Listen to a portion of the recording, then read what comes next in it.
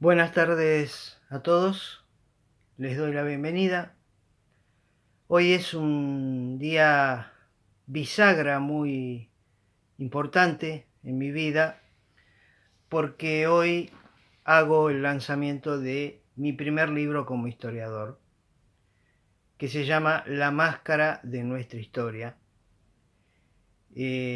Para mí tiene un significado muy especial esto, puesto que quien les habla no es un licenciado en historia, un profesor en historia o un doctor en historia, sino que quien les habla es un historiador autodidacta que se ha hecho solo en este mundo donde hay muchos historiadores y muy prestigiosos, por cierto, y creo que he tenido muchísima suerte de conocer a algunos, de la talla de Félix Luna, Hugo Chumbita, Lucía Gálvez, por decir algunos, y de frecuentar lugares académicos, dar muchas conferencias. Realmente Dios me ha regalado esta ocupación hermosa que es la ocupación de ser historiador. Y para mí el lanzamiento de este libro hoy es como recibir un título en la facultad, más o menos. Este libro se empezó a escribir hace muchos años, eh, en largas esperas que yo tenía que hacer en los bares, por ejemplo, cuando mi mujer iba a hacer gimnasia o iba a la facultad antes que ella se recibiera de abogada, o simplemente estando con ella en algún bar. Este libro fue escrito en forma manuscrita, con bolígrafo, íntegramente con bolígrafo, en cuadernos, en apuntes.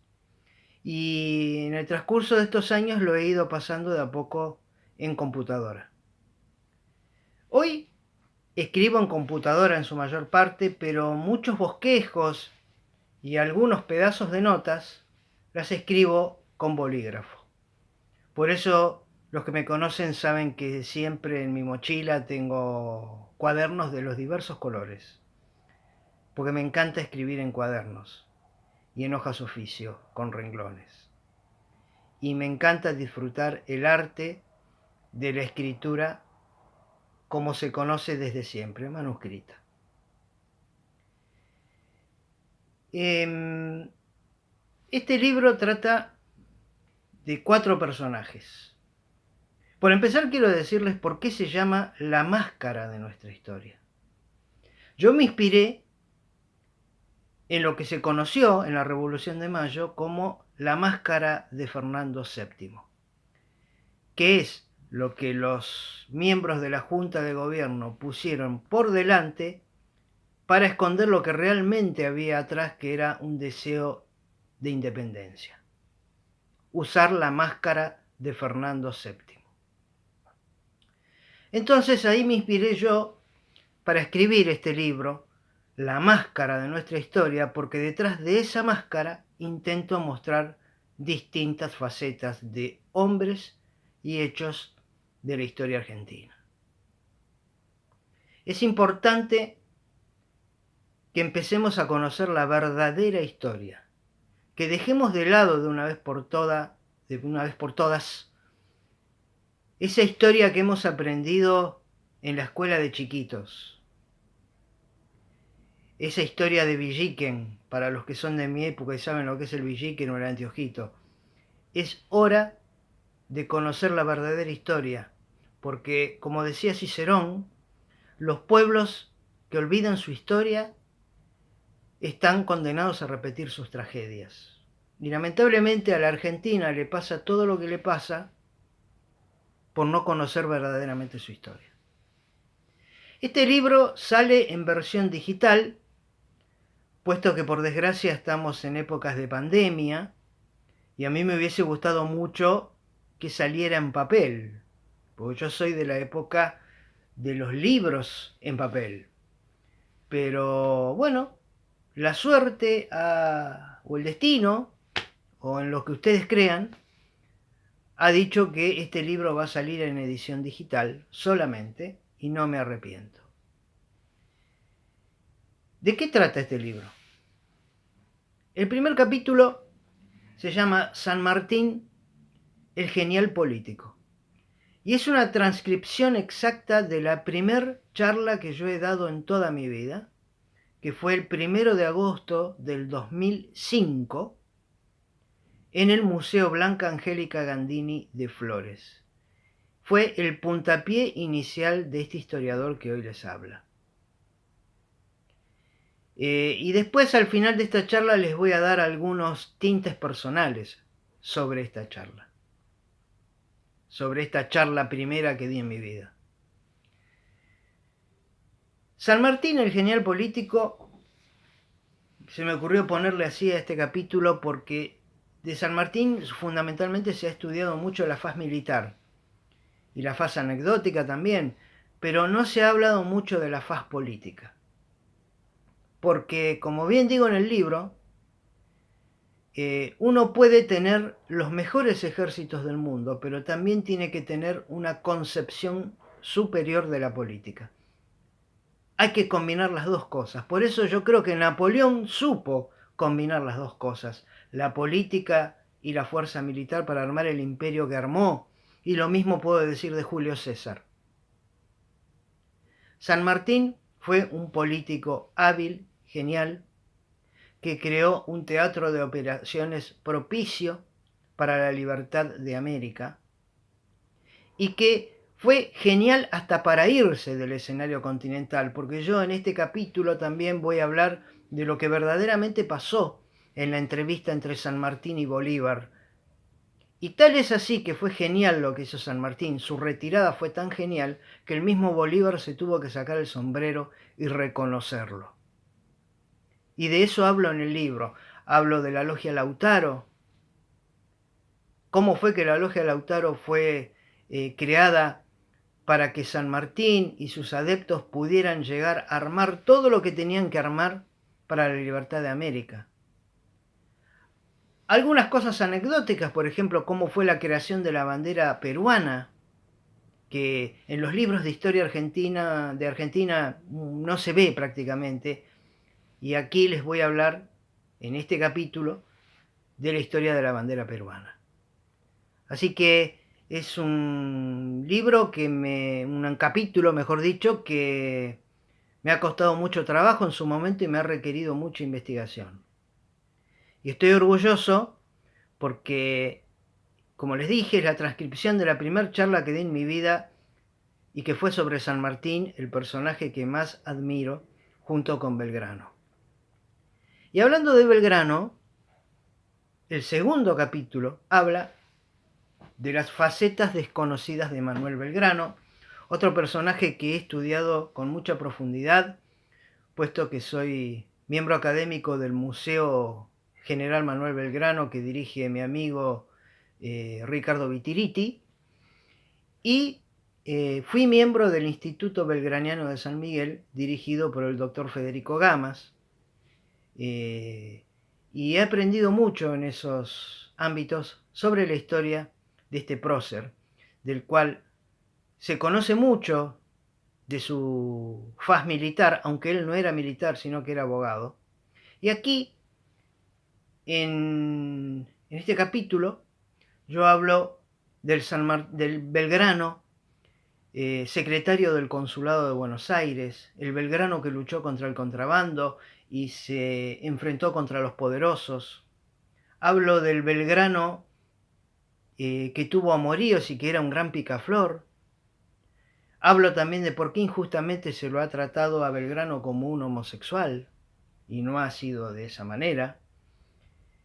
Sobre la creación de la bandera, sobre la disposición de los colores, por qué los colores son celeste y blanco, y algunas facetas desconocidas sobre la sencillez de Belgrano. Así que fue un placer también escribir sobre este prócer. Una de mis fuentes fue una nota que yo escribí en la revista Todo es Historia en febrero del 2012, titulada Belgrano y su lucha contra la corrupción. y que también he utilizado como fuente, entre otros documentos y libros, para este capítulo de Belgrano. El tercer capítulo habla de Mariano Moreno. Mariano Moreno, el gran personaje de la Revolución de Mayo, habiendo tenido solamente 6 meses de actuación. Con solo 6 meses se ganó su lugar en la historia. Hablo de que, en este capítulo, de que él fue una especie de Robespierre del Río de la Plata. Hablo sobre cómo se enamoró de su mujer Guadalupe Cuenca, que ya les aviso que se enamoró gracias a haberla visto en un camafeo, y no digo más nada. Hablo también de lo que se sospecha sobre la muerte de Moreno, de que podría haber sido envenenado, todos los entretelones, todo lo que decía su hermano Manuel Moreno, que lo acompañó en ese fatídico viaje. Así que también me ha requerido mucha investigación y es muy interesante este personaje Mariano Moreno. El cuarto capítulo habla de Domingo Faustino Sarmiento, un personaje absolutamente contradictorio, genial por un lado porque era un gran escritor. Es maravilloso leer un libro de Domingo Faustino Sarmiento. Y es maravilloso lo genial que él era, lo autodidacta que él era. Pues yo les quiero recordar que Sarmiento era un maestro autodidacta, que no se pudo educar en un instituto, en una facultad, porque era pobre. Y las becas eran para los acomodados. Y todo lo que él hizo fue siendo un autodidacta. Y llegó este autodidacta a ser presidente de la nación y a presidir honorariamente el Senado de los Estados Unidos en una de sus visitas. Hablo sobre cómo se escribió el Facundo y cómo hizo Sarmiento para ingresar el Facundo de contrabando aquí en la Argentina, porque Rosas lo quería matar. Y hablo de, también, al igual que Belgrano, de lo picaflor que fue Sarmiento con las mujeres. Así que es otro capítulo bastante interesante de este libro. Y el último capítulo, que es más reciente, es un raconto a una muy pequeña antología de varias colaboraciones mías en diarios, revistas y sitios web. Hay 3 notas de San Martín. Una que habla sobre el origen mestizo de San Martín, que es una teoría que abonan los historiadores Hugo Chumbita y José Ignacio García Hamilton, y que se discute mucho hoy.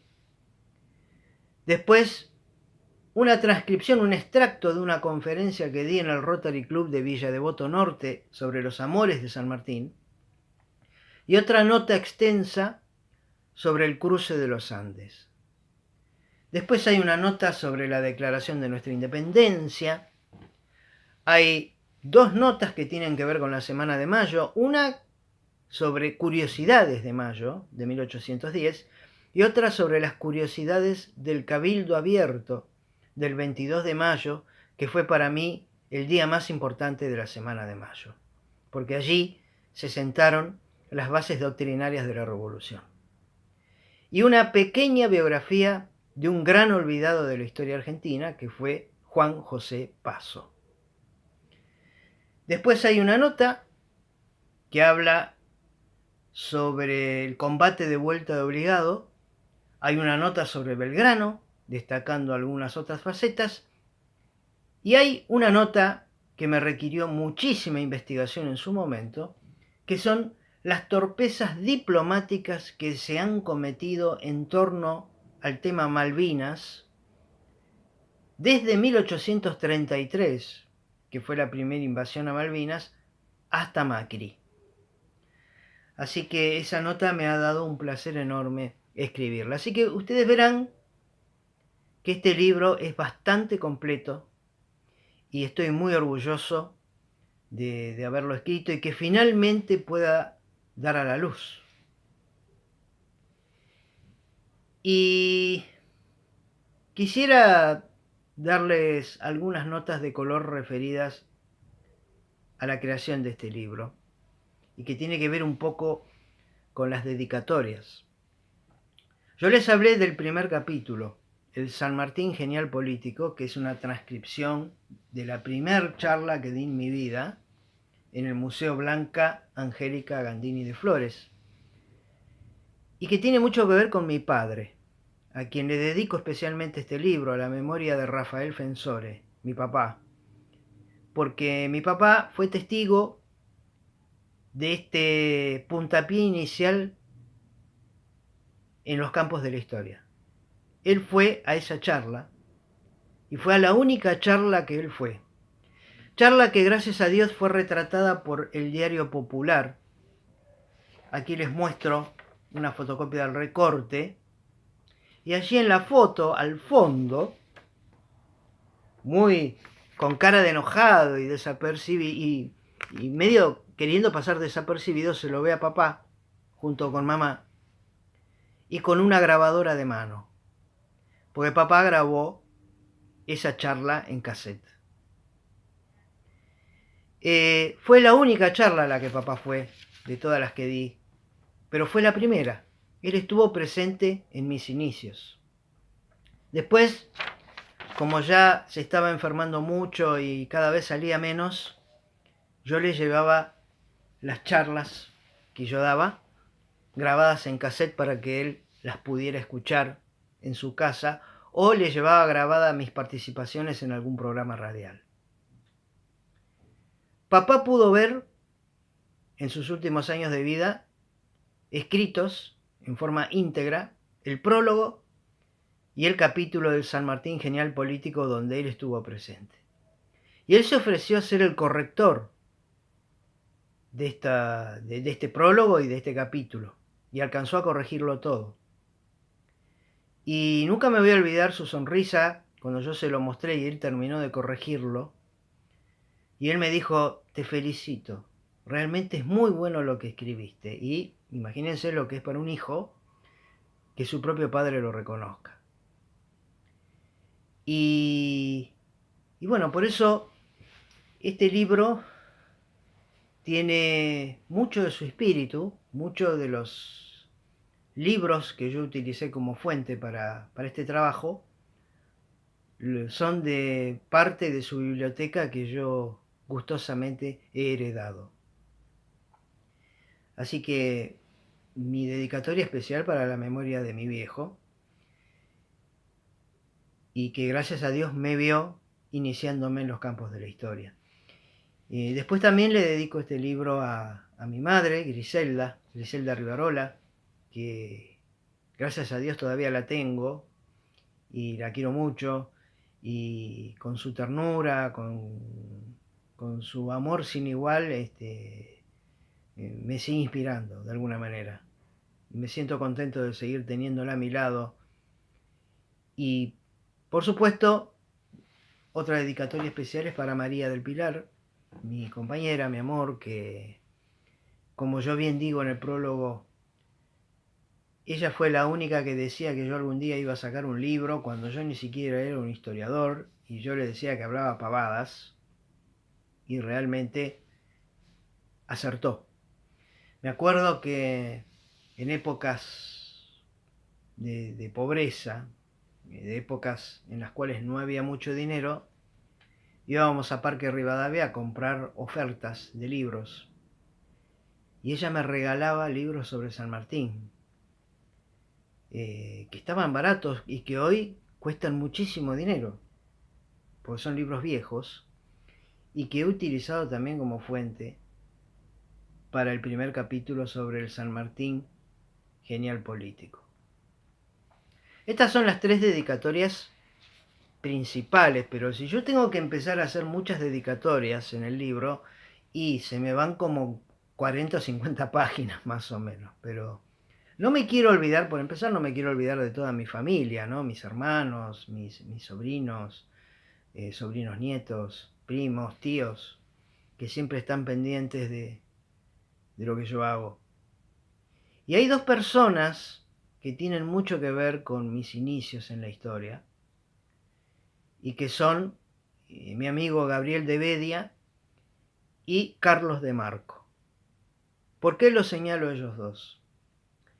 Porque en el año 2005 yo diseñaba sitios web mientras mi amigo Gabriel de Bedia estaba haciendo campaña política para ser diputado por un partido.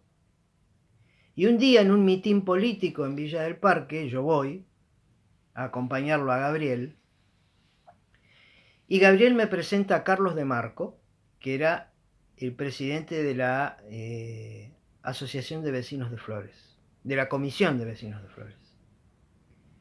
Allí me lo presentan a Carlos y Gabriel dijo esta frase: te presento a alguien que es fanático de San Martín. Ese fue el puntapié inicial, porque ahí Carlos me dice: ¿no se anima usted a dar una charla sobre la faz política de San Martín en un museo de Flores? Yo lo miré y le dije que estaba loco, porque nunca en mi vida había dado una charla. Pero sin embargo acepté, gracias a haber asistido a ese mitin político apoyando la candidatura de mi amigo Gabriel de Bedia.